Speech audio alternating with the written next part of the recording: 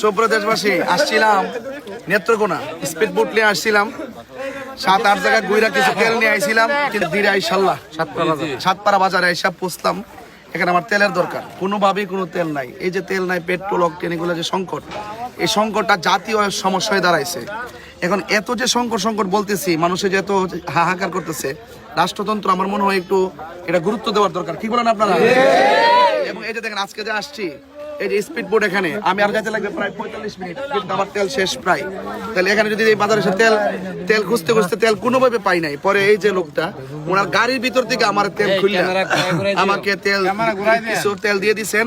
এখন কোন রকম ভাবে হয়তো বা কতটুকু যেতে পারে দেখি, কিন্তু উনি যে সমস্যাটা সমাধানের জন্য যে পাশে দাঁড়াইছেন, আমার পক্ষ থেকে ওনাকে আমি ধন্যবাদ জানাই। তবে একটা কথা বলতে চাই, যে কোনো সংকটে যদি সাথে সাথে যদি যথাযথ প্রয়োজনীয় ব্যবস্থা না নেওয়া হয়, তাহলে গাড়ি বন্ধ হয়ে গেলে তো মানুষের চলাচল বন্ধ হয়ে যাবে, ব্যবসাকার সব বন্ধ হয়ে যাবে। তাই সেই জন্য আমার মনে হয় জাতীয়ভাবে এটা একটা দ্রুত এটা সমাধান করা দরকার। আপনারা কি বলেন? যাক, আমার ভাইকে অনেক ধন্যবাদ যে ওনার গাড়ির থেকে আমাকে তেলটা খুলে দিচ্ছে, কোন রকম স্পিড বোটটা নিয়ে হয়তো যাইতে পারবো। আপনাকে অনেক ধন্যবাদ। ব্রাহ্মণবাড়িয়ায় থাকে।